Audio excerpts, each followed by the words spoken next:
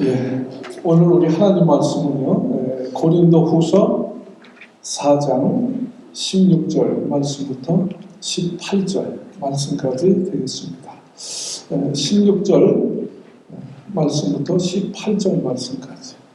우리 앞에 우리 자막에 나와 있으니까 우리 같이 한번 봉독하겠습니다. 짧은 말씀이니까 우리 같이 봉독합니다. 그러므로 우리가 낙심하지 아니하노니 겉사람은 후패하나 우리 속은 날로 새롭도다. 우리의 잠시받는 환난에 경한 것이 지극히 크고 영원한 영광의 주만과 것을 우리에게 이루게 하나니 우리의 돌아보는 것은 보이는 것이 아니요 보이지 않는 것이니 보이는 것은 잠깐이요 보이지 않는 것은 영원함이니라. 아멘. 네, 할렐루야. 주의 전 나오신 여러분들 주의 이름으로 환영하고 또 주의 이름으로 축복합니다. 우리 새해 복 많이 받으시옵소서. 우리 새해 복 많이 받으세요. 오늘 우리 참 사람들 우리가 낙심할 때 있잖아요.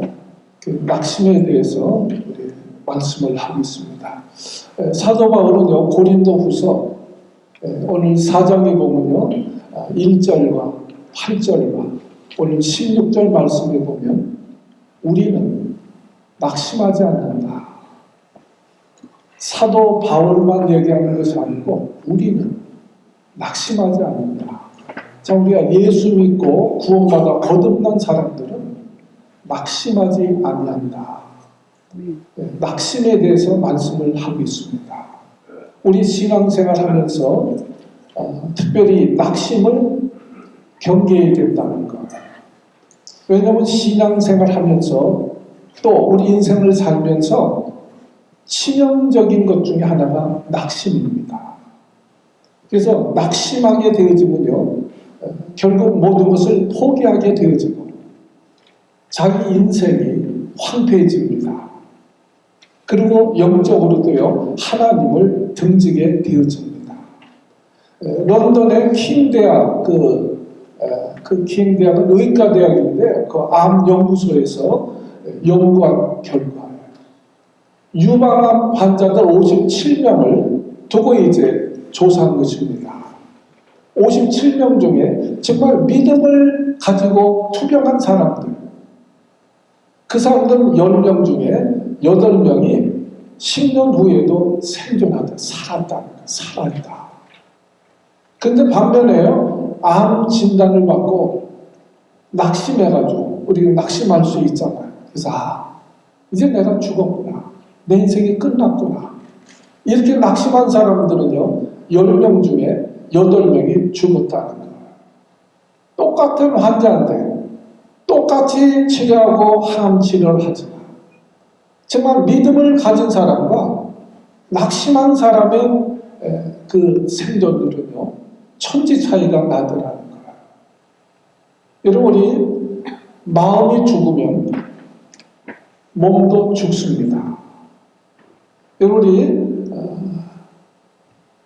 중국의 유명한 그 일화 있죠? 전에 그 진나라에 그 황공이라는 사람이 한번 계곡을 타고 배를 타고 이제 내려오는데 그 하인 중에 한 사람이 원숭이 새끼 한 마리 있으니까 귀엽잖아요. 그러니까 그 한 마리를 잡아가지고 배를 탄 거예요.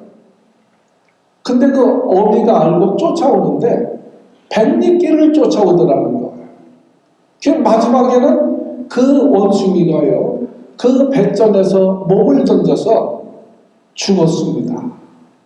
그래서 그 원숭이를 건져서 배를 갈라보니까 창자가 끊겨져 있었다는 거예요. 아주 유명한 참 이야기입니다. 그러나 한국 창경원에서도 그런 일이 있더랬어요. 자세히 보죠. 원숭이 새끼를 낳는데요. 3마리를 낳더라는 거예요. 그래서 그 새끼들을 이제 참 다른 곳으로 옮겼더니 그 원숭이 어미가 식음을 전폐하고 죽어가더라는 거예요. 그래서 할 수 없이 다시 새끼를 한 마리를 옮겼다. 그런 이제 기록이 남아 있습니다. 여러분 너무 슬프거나 지나치게 마음이 아프면 장 폐쇄증이 온다는 거예요. 그 음식을 먹어도 소화가 안 되는 거예요. 그리고 심하게 되어지면 창자가 끊겨진다는 거예요. 이것이 과학적인 사실입니다. 그러니까 우리의 인생을 살면서 희망을 가지고 산다는 것이 너무너무 중요하다는 거예요. 인생을 살면서. 그래서 희망이 있는 사람은요, 눈빛이 다르다는 거예요. 여기서도 보면 눈빛이 다르다는 거예요. 비심하고, 그리고요, 앉은 자세가 다르다는 거예요. 그 태도가 다르다는 거예요.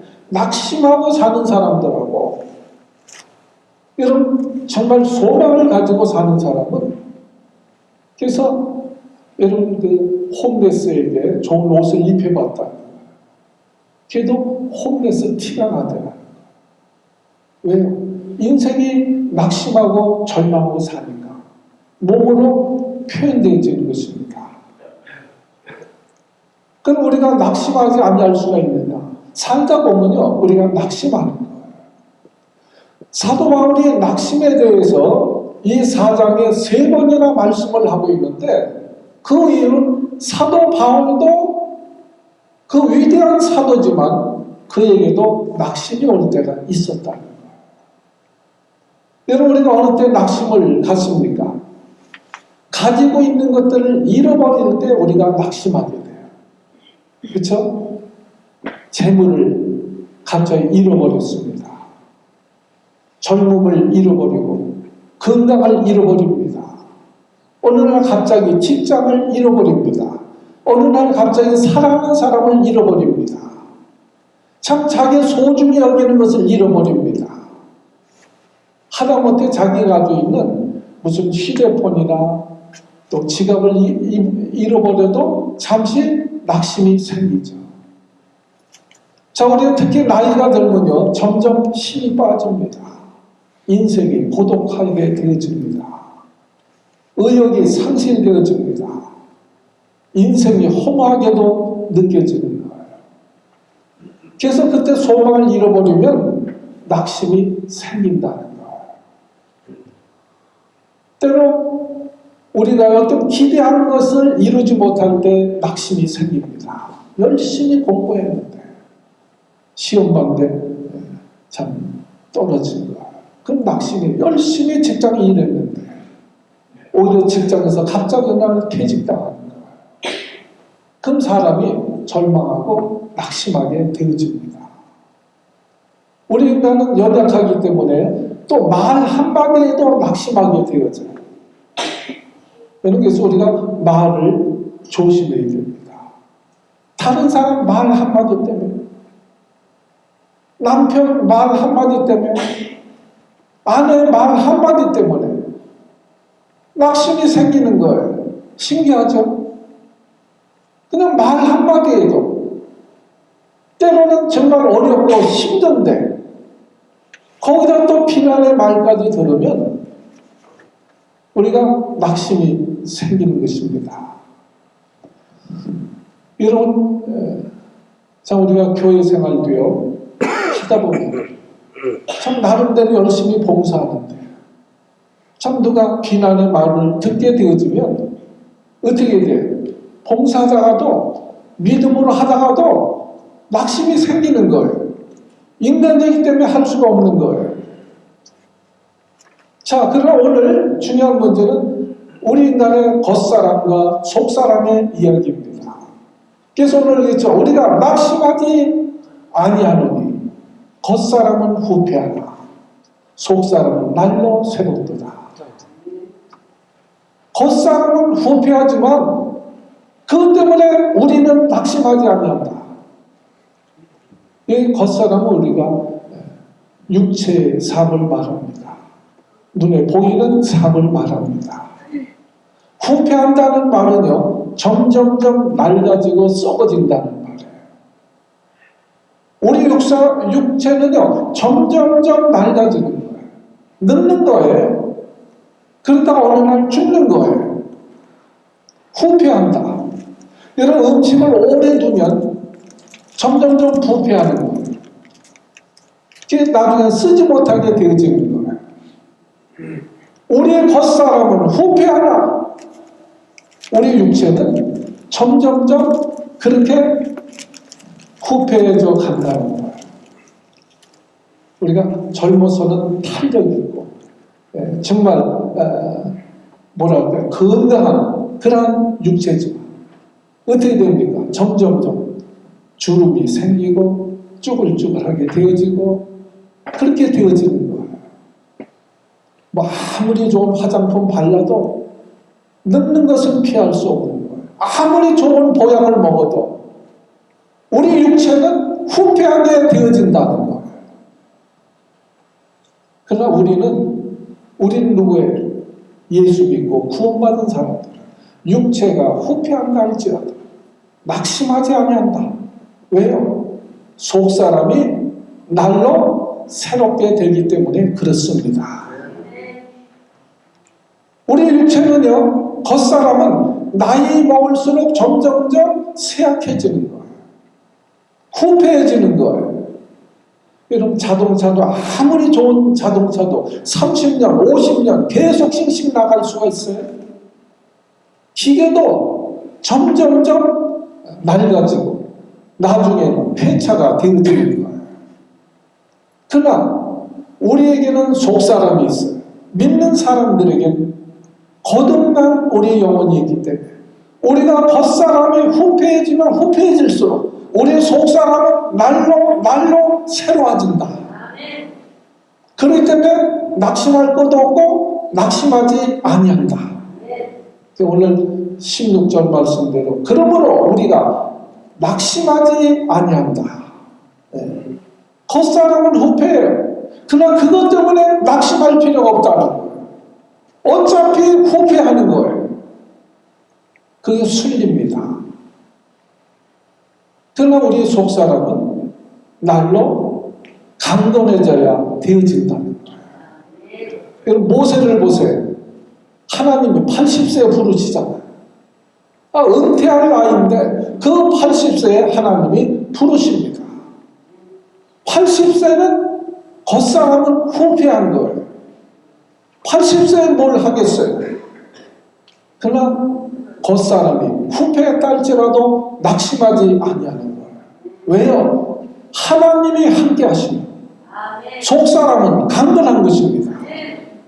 또 모세는 자기 겉사람을 보면 하나님, 그래서 5번씩이나 거절, 하나님 보내실 만한 사람을 보내십시오. 말도 좀 잘하고 능력 있는 사람을 보내주셔야지 지금 이 나이에 말도 잘 못하는, 그래서 자꾸 거절합니다. 왜? 겉사람이 후패했지만 그러나 하나님이 함께 하십니다. 모세에게 두려워하지 말아라. 내가 너와 함께 합니다. 그러니까 비록 겉사람은 후패했지만 하나님이 함께 하심을 믿고 지팡이 하나 들고 그 이스라엘 백성들을 구원하겠다고 애굽을 향해서 내려갑니다. 참 대장부도 참 젊은이도 하기 어렵지만 아니 80세 속사람이 강건하니까 하나님이 함께 하심을 믿고 지팡이 하나 들고 애굽을 향해서 내려가는 거예요. 성경은 다 그렇게 되어 있습니다. 젊은 사람이 했으면 그 능력이 있으니까 힘이 있으니까 했겠지 이렇게 말할 거 아니에요.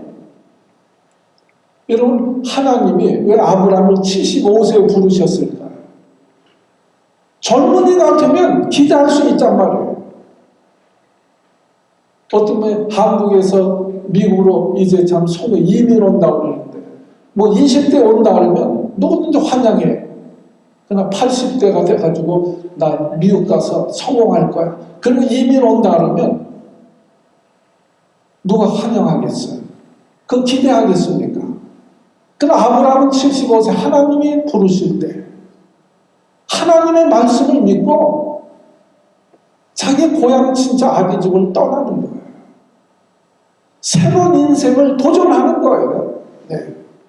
왜? 하나님의 약속의 말씀을 믿기 때문에 그렇습니다.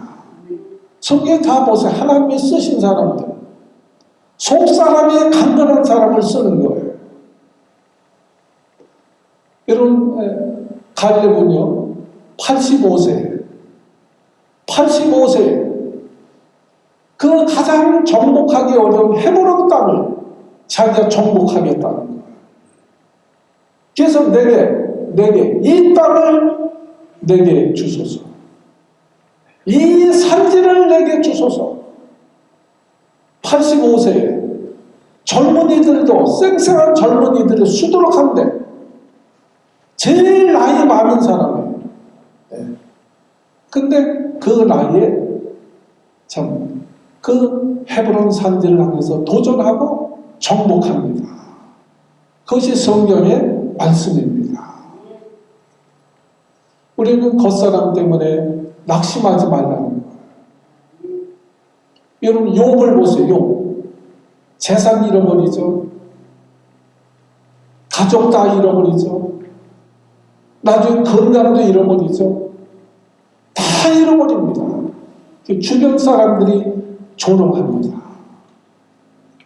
그래도 욥은요, 어떤 믿음을 갖습니까? 낙심하지 않아요. 하나님이 나를 연단하신 후에는 내가 정금같이 나오리라. 그런 상황인데도 소망을 가지고 하나님 나를 연단하시면 내가 정금같이 나오리라. 이런 믿음을 가지고 도전하는 거예요. 그럴 때 그 믿음대로 하나님이 욥을 축복하셔서 노년에 갑절의 복을 받은 줄로 믿습니다. 여러분, 우리는 나이 들수록 점점점 잃어버리는 게 많습니다. 점점점 잃어버리는 거예요. 상실을 느끼는 거예요. 고독을 느끼는 거예요. 여러분, 그럴 때는 하나님께서 이제 겉사람에서 속사람을 좀 준비하라는 하나님의 예고입니다. 내가 육체적으로 겉사람으로 참 자꾸 잃어가요. 고독해져요. 힘들어갑니다. 그럴 때 내가 속사람을 하나님을 향해서 속사람이 새로워져야 되겠다. 이런 계기를 삼으라는 거예요. 그래서 이제까지는 겉사람을 위해서 살았어요. 육신적으로 성공하고 정말 멋지게 살기 위해서 좋은 집도 사고 좋은 차도 차고 참 겉사람을 위해서 살았지만 우리 겉사람이 후패가 올 때 그때는 이제는 속사람을 위해서 살아라. 그런 하나님의 메시지로 알아들어야 돼요. 여러분, 겉사람이 후패해질수록 우리 나이가 들어갈수록 하나님 나라는 점점점 가까워지는 거예요. 나이 들수록. 그러니까 우리가 후패해질수록, 겉사람이 후패해질수록 우리 속사람은 날로 하나님 앞에 가까이 가는 거예요. 그러니까 낙심할 일이 아니고 감사하고 기뻐할 일인 줄로 믿습니다. 그것이 믿음의 사람이라는 거예요. 여러분, 아무리 아름답고 능력 있는 사람이라 할지라도 겉사람은 후패하는 거예요. 점점점 늙고 마지막엔 죽는 것이 한 줌의 흙으로 돌아가는 거예요. 이병철 회장이 아무리 돈이 많아도 영원히 사는 것이 아니에요. 점점점 후패하는 거예요. 한 줌의 흙으로 돌아가는 거예요. 그래서 우리 늘 유행하는 말이 있잖아요. 50이 되면 뭐에 평준화가 와요? 뭐에 평준화가 옵니까? 우리 테레사 집사님 잘 아시잖아요. 지식에 평준화가 온다고 그러잖아요. 여러분, 대학 나오면 음식을 잘합니까? 네? 살림 잘해요? 대학 나오면 효도를 더 잘합니까? 대학 나오면 믿음이 더 좋습니까? 학력에는 아무 상관이 없다는 거예요. 젊어서야 뭐 내가 2대 나온 여자인데 뭐 이러지만 나이 들면 누가 그 알아줍니까? 60이 넘으면 뭐에 평준화를 그러죠? 뭐에 미모, 미모의 평준화가 온다는 거예요. 여러분 젊을 때 이쁜 여자 찾는 거지 60 넘으면요 이쁜 여자보다 정말 인간미 있는 사람을 찾는 거예요. 사람 평안한 사람을 찾는 거예요. 여러분 70이 되면 뭐의 평준화가 와요? 성의 평준화가 온다는 거예요. 젊었을 때야 이성에 대해서 호감을 갖고 성적인 매력을 느끼는 것이지 70 넘으면 뭐 남자나 여자나 차이가 없다는 거예요. 80이 넘으면 부의 평준화가 온다는 거예요. 돈이 있어도 있는 사람이나 없는 사람이나 차이가 없다는 거예요. 부자면 뭐 5끼 먹습니까? 10끼 먹습니까? 90이 되면 생사의 평준화가 온다는 거예요. 그러니까 90이 넘으면요 살았다고 해도 죽은 사람하고 별 차이가 없더라는 거예요. 네. 밤낮에 누워있는 것이지 그냥 숨만 쉬는 거지 큰 차이가 없다. 네. 여러분 우리 인생이요 살다 보면 잘 나갈 때가 있어요. 산처럼 올라갑니다. 그러나 어느 때는 계곡처럼 깊이 떨어질 때가 있어요. 그래서 그런 얘기를 합니다. 나이가 들면 산이 낮아지고 계곡은 높아져서 비슷비슷하게 되어진다. 지나고 보면 별것이 아니라는 거예요. 왕년에 뭐 지나고 보면 별것이 아니라는 거예요. 어떤 사람은 어릴 때 너무 먹고 살기도 어려웠지만 지나가 보니까 더 높아지고 별게 아니더라는 거예요. 그러니까 세월이 흐르면 높은 산은 낮아지고 낮은 계곡은 올라가서 비슷하게 되어지더라. 여기 엄청난 철학이 있는 거예요. 우리 인간은 어차피 겉사람은 후패하게 되어져 있는 거예요. 실력이 있든 돈이 있든 나이가 들면 후패해지는 것이 인간의 순리라는 거예요. 그것이 하나님이 정해놓으신 원리라는 거예요. 여러분들 식물도요 그 하나님의 원리를 압니다. 여러분 찬바람이 불면요 그 가지에 붙어있던 잎사귀가 떨어집니다. 그 떨어질 때 상처가 납니까? 피가 납니까?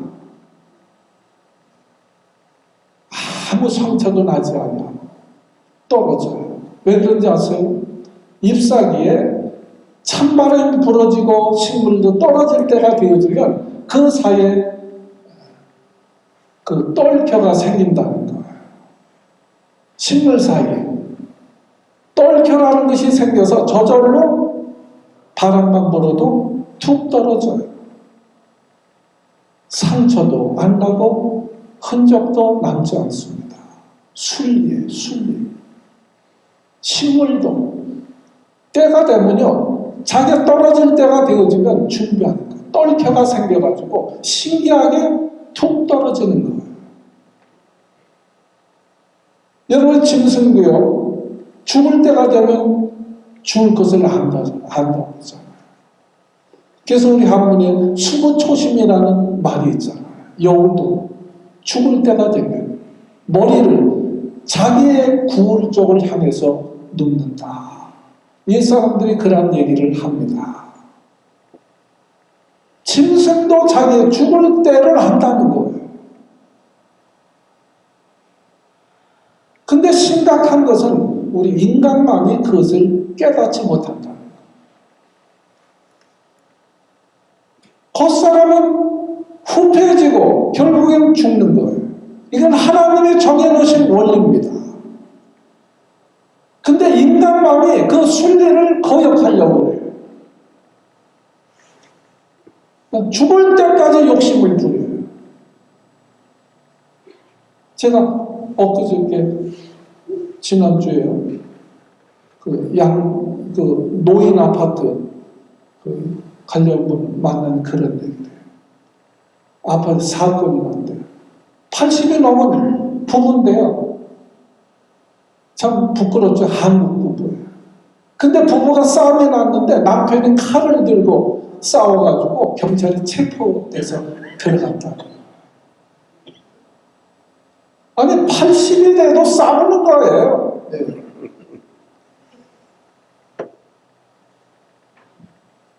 우리가 겉사람은 후패하는데 내려놓을 줄 알아야지. 80이 되면 좀 우리가 준비할 줄 알아야지. 죽을 때까지 욕심을 부리고 싸우는 거예요. 싸우는 거예요. 저는 신문에도 자주 보세요. 80이 넘었는데도 죽고 죽이고 싸움이 나요. 참 부끄러운 얘기죠. 그러나 오늘 사도 바울은 우리는 예수 믿고 정말 거듭난 사람들이라면 겉사람이 후패하지만 그것 때문에 낙심하지 아니한다. 중요한 것은 뭐예요? 속사람이 새로워져야 된다는 거예요.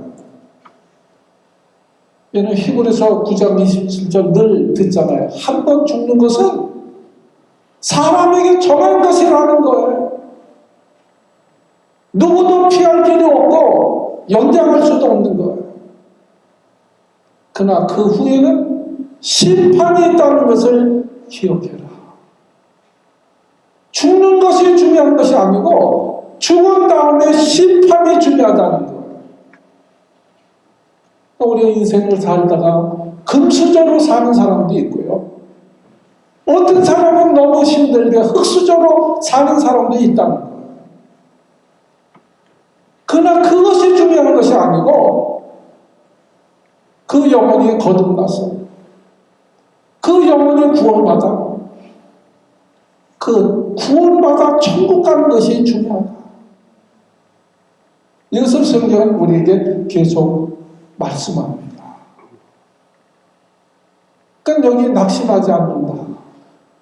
왜냐면 우리가 목회자도 마찬가지고 예수 믿는 여러분들도 살다 보면 답답한 일을 만날 거예요. 그러나 우리 믿는 자들은 그것 때문에 낙심하지 않는다는 거예요. 그것이 4장 8절 말씀 보세요. 8절에 보면 나와 있습니다. 4장 8절에 우리가 사방으로 우겨쌈을 당하여도 쌓이지 아니하며 답답한 일을 당하여도 어떻게 해요?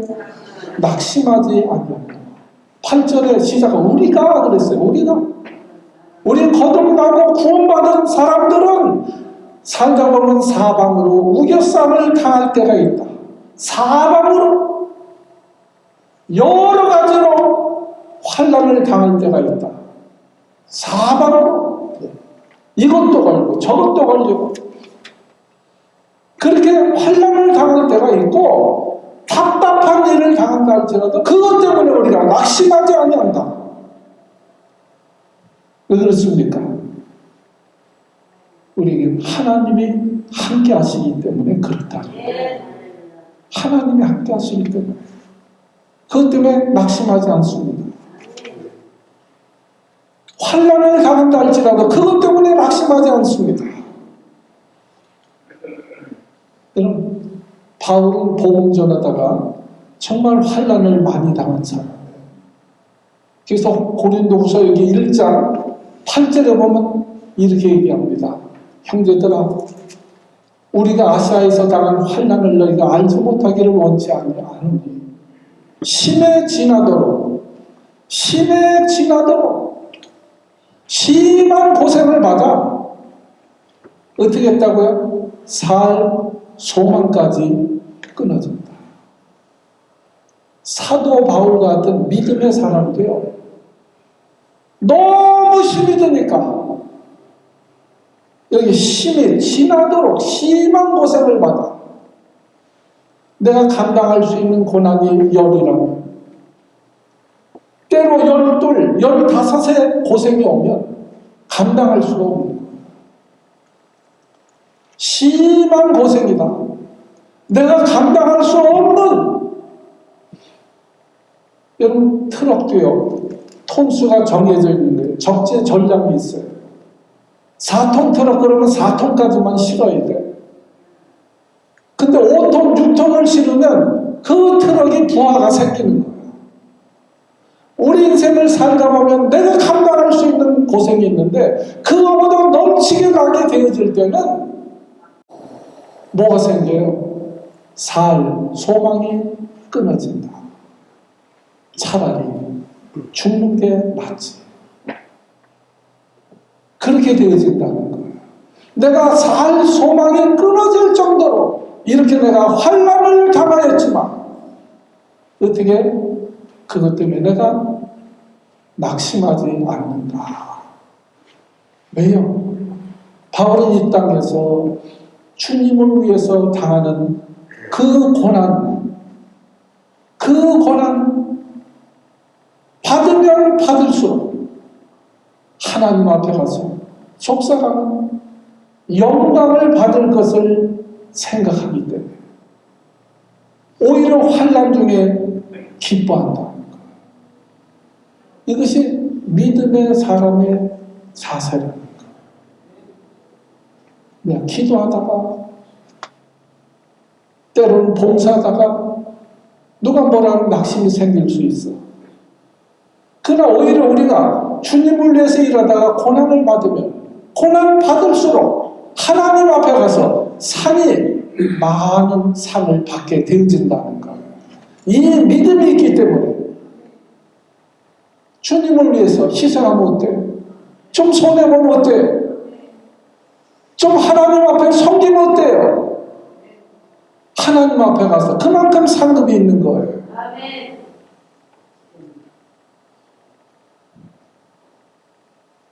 여러분 로마서 8장 18절에 이렇게 말씀을 생각한대. 현재 고난은 장차 우리에게 나타날 영광과는 좋게 비교도 되지 않는다. 내가 주님을 위해서 이 땅에서 열을 희생하고 열의 환난을 받았다 할지라도 하나님 앞에 가서 받을 영광을 생각하면 그 고난은 비교도 되지 않는다. 이 믿음이 있는 거예요. 우리 한국에 유명한 일화가 있어요. 일제시대 때 안동에 한 장로님 이야기입니다.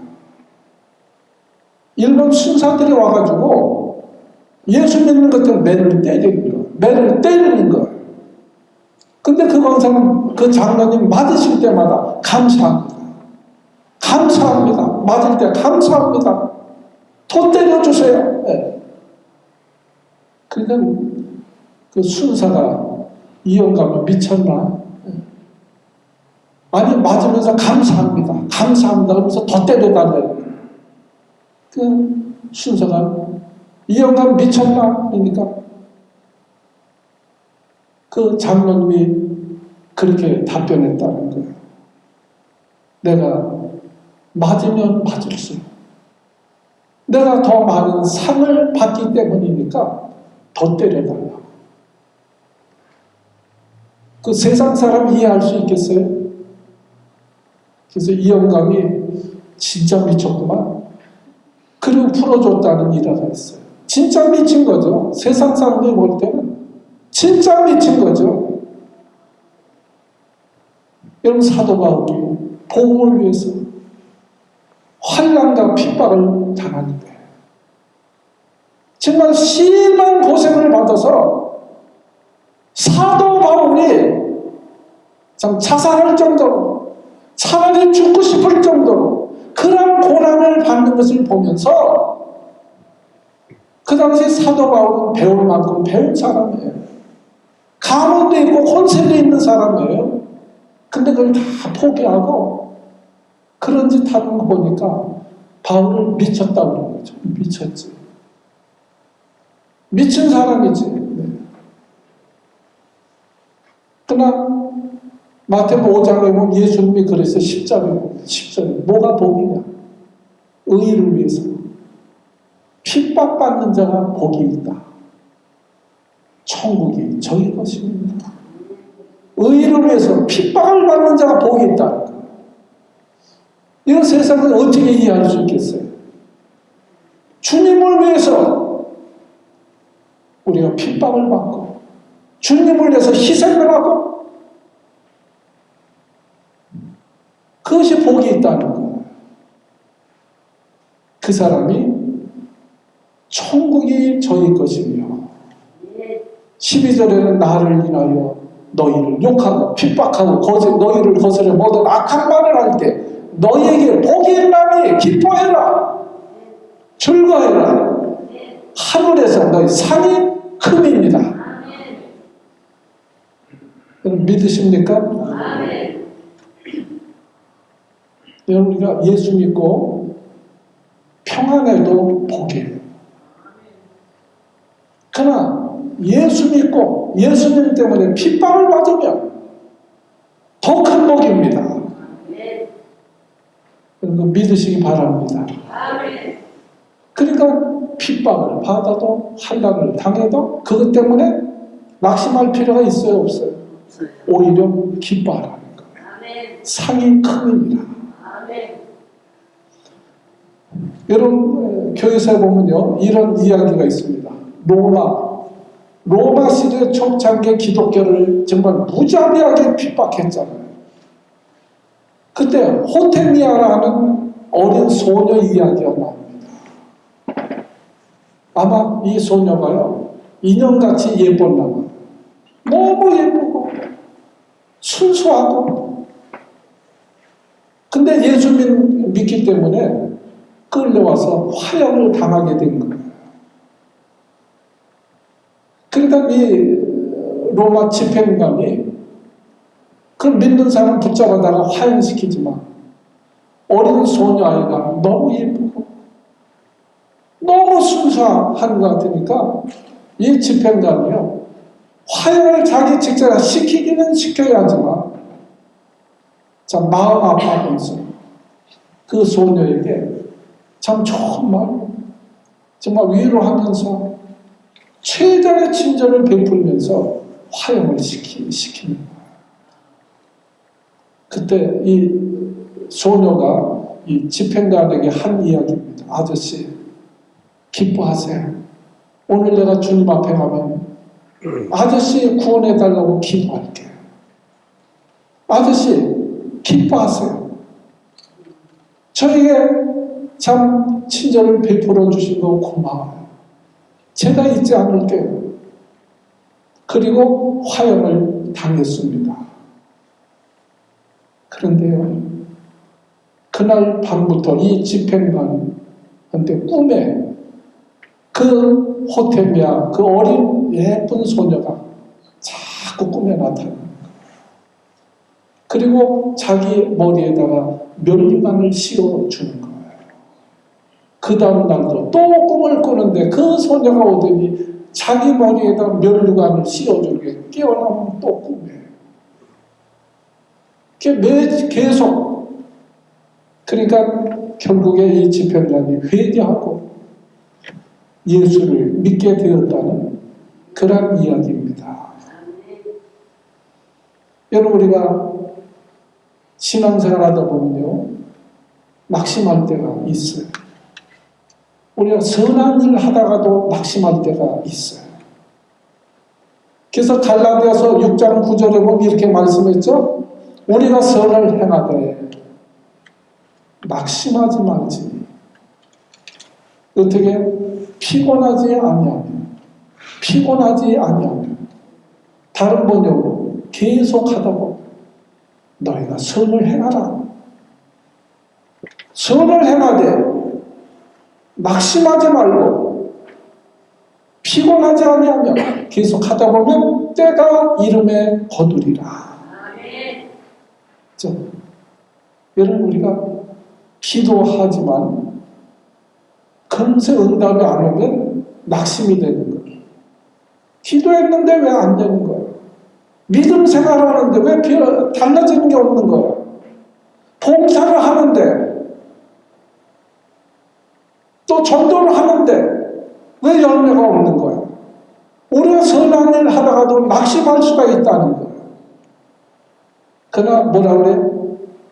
낙심하지 말아라.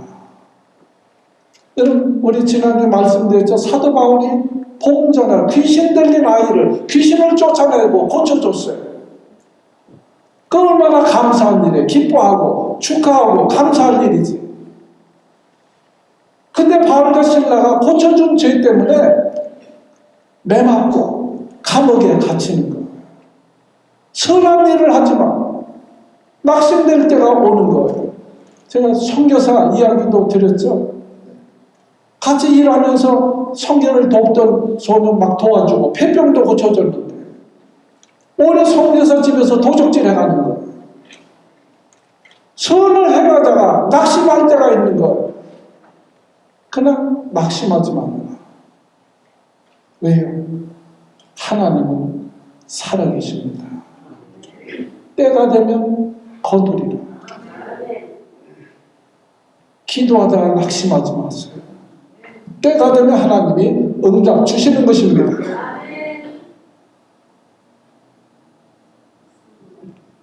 그 선을 행하라는 거예요. 행하라.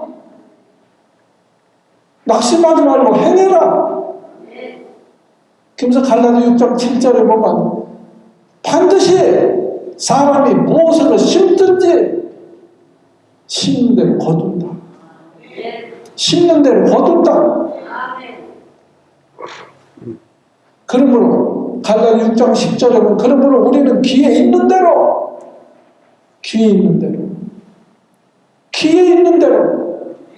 우리 육체가 다 후패해서 쓸모없어지기 전에 후패하기 전에 귀에 있을 때 살아있을 때 모든 이에게 착한 일을 하되 더욱 믿음의 가정들에게 할지니라. 겉사람은 후패합니다. 믿는 자들도 겉사람은 후패하는 것. 그러니까 못 쓰기 전에 살아있을 때, 기회 있을 때 선을 행해라. 왜요? 심는 자가 거두게, 심는 대로 거두게 될 거다. 때가 되면 심는 대로 거두는 거다. 우리 인생은 겉사람은 어차피 적신으로 왔다가 적신으로 돌아간다고 했습니다. 어차피 빈손으로 왔다가 빈손으로 가는 거예요. 그러니까 기회가 주어졌을 때 심을 하는 거예요. 그럼 거두게 되어질 것이다. 그럼 제가 어느 분 간증을 들었어요. 어느 권사님인데 굉장히 부자인 것 같아요. 뭐 100억을 헌금했으니까 굉장히 부자죠. 그 혼자 사는 권사님 돈이 엄청 많습니다. 근데 강도들에게 납치당했어요. 그래서 트렁크에 묶어가지고 이틀을 끌고 다니면서 은행에서 20억을 꺼냅니다. 근데 차 안에서 강도 둘이 다투는 거예요. 야, 죽이자. 나 뭐 죽일 것까지는 없잖아. 죽이자. 죽일 것까지는 없잖아. 트렁크 안에서 다 들리더라고요. 그래서 그때 그 권사님이 그 트렁크 속에서 기도했다는 하나님 기회 주시고 제가 하나님을 위해서 다 드리겠습니다. 그래서 결국에 그 강도들이 20억 빼먹고요. 그 건설을 꺼낸 애들이 그러더래요. 살려줄 테니까 신고하지 말아라. 약속을 했대요. 신고하지 않냐고. 그분이 자기 전재산 100억을 그 교회에 다 내놨다는 간증입니다. 우리에게 그런 권사님 한 분 있으면 좋은데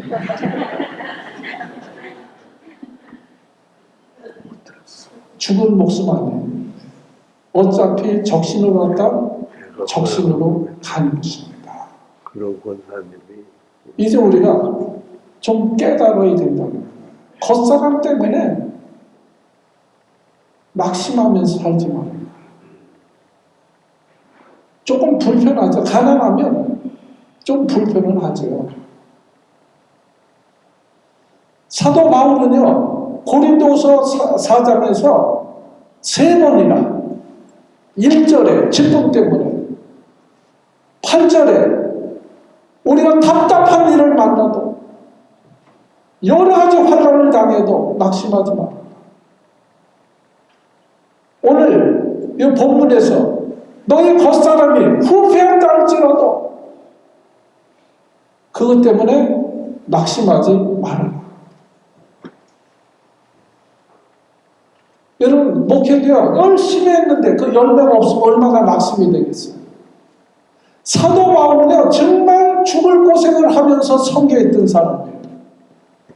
오늘 고린도서죠. 이 고린도 교회에 보낸 편지입니다. 고린도 교회를 힘써서 개척해서 세워놨습니다. 근데 이 교회가요, 고린도 교회가 파벌이 생겨가지고 싸우는 거예요. 자기가 개척한 교회인데 교회가 싸움이 난 거예요. 파벌이 나서. 어떤 목사님 파, 어떤 장로 파, 무슨 파 해가지고 네 파를 나누죠. 싸웁니다. 교인 중에 우상 숭배하는 자도 있습니다. 간음한 자도 있습니다. 바울이 무슨 사도야? 그리고 비난하고 바울을 비판하는 자들도 있습니다. 그럼 낙심이 생기겠어? 안 생기겠어요? 그뿐만 아니라 사도 바울은요 평생을 희생해서 선교했던 사람이에요. 집안채가 있습니까? 무슨 재산이 있습니까? 무슨 연금 받을 게 있습니까? 아니면 자기 위로된 무슨 출세한 자식들이 있습니까? 노년의 감옥에 갇혀 있습니다. 여러분 보이는 것으로 보면 낙심할 수밖에 없는 거예요. 낙심할 수밖에 없는 거예요. 네. 그럼 저도 목사가 되려면요 대학을 나오고 저도 대학원을 3군데나 졸업을 했습니다. 석사학위가 3개입니다. 그 비용만 하고 시간만 따져도 얼마겠어요. 그래도 뭐 집이 있습니까? 재산이 있습니까? 우리가 겉사람으로 따지면 보이는 것을 따지면 낙심할 수밖에 없다는 거예요. 여러분 2019년 통계에요. 미국 교회가 4,700교회가 문을 닫았습니다. 미국 교회에서 통계한 거예요. 한 해 4,700교회가 문을 닫았다는 거예요. 교회를 섬길 목사가 없는 거예요. 성도들도 떠나는 거예요. 왜 그렇습니까? 눈에 보이는 기대를 거르면 낙심할 수밖에 없는 거예요. 대학 나오고 대학원 나오고 그 교회 가서 목회를 하겠어요? 일반 직장에 가면 10만 불이 넘는데 대학원을 나오고. 여러분 오늘 여기 18절 말씀 보세요. 18절 4장 18절 보세요. 우리 같이 한번 봉독합니다. 시작. 우리 돌아보이는 것이 보이는 것이야. 보이지 않는 것이니 보이는 것은 잠깐이야. 보이지 않는 것은 영원합니다. 우리가 돌아보는 것은 보이지 않는 것이다. 보이는 것을 기대하면 어떻게 신앙생활 하겠어요?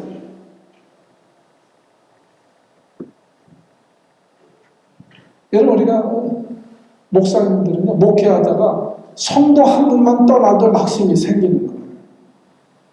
근데 사도 바울은 같이 동역하는 선교사들 가운데에도 감옥에 갇히니까 다 떠나는 거예요. 인간적으로는 얼마나 섭섭하겠어요? 얼마나 낙심이 되겠어요? 그러나 내가 그것을 인해서 어떻게 낙심하지 아니한다. 왜? 우리는 보이는 것을 위해서 사는 사람이 아니고 보이지 않는 것을 우리는 위해 사는 자들이다. 여러분, 우리가 사도 바울은요, 보이는 세상이 아니라 보이지 아니하는 영원한 하나님 나라를 바라봤기 때문에 그런 거예요. 여러분, 우리 믿는 사람들은 보이는 것을 보지 말고 보이지 아니하는 영원한 하나님 나라를 바라보고 기대하고 사는 것이 성도라는 거예요. 속사람이라는 거예요. 속사람이다. 여러분의 겉사람은 다 후패합니다. 그것 때문에 낙심하지 말아라. 후패할수록 하늘나라 가는 날이 어떻게 점점점 가까이 오는 거야. 가까이 오는 거야. 죽기 싫어하는 사람은 약간 믿음에 문제가 있는 분들이야. 우리가 나이 들수록 하나님 나라에 점점점 가까이 가는 거예요. 진짜예요? 여러분이 고린도서 4장에서 낙심하지 않는다. 이 말이 3번이나 반복했다고 그랬죠. 낙심하지 말라. 여러분, 어떤 상황에서도 낙심하지 마시라는 거예요. 살다 보면 바울처럼 낙심할 때가 오지만 그때는 어떻게 해요? 영원한 하나님 나라를 바라봐라. 그리고 주님을 바라봐라. 그리고 소망을 갖게 되어질 때 우리는 승리할 수 있는 줄로 믿습니다. 여러분, 우리가 앞으로 살아가면서 겉사람을 후패하는 것을 우리가 받아들이고 낙심하지 마시고 믿음으로 승리하시기를 주의 이름으로 축복합니다.